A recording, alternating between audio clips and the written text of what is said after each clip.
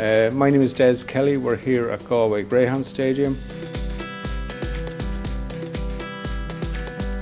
We're open every Friday, Saturday evening to the public.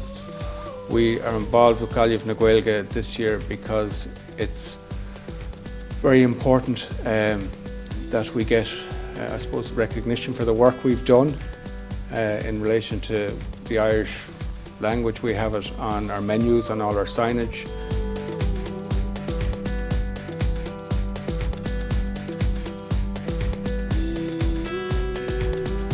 People come from the surrounding areas, from Connemara. They want to see Irish on our menus. They want to see it on our advertising. The Irish Greyhound Board only last week rebranded the whole company from the Irish Greyhound Board to Rosio Conhéireann.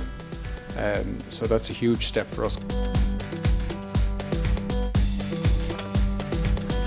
That's going to be on all our literature and social media going forward. So that's why we're here today.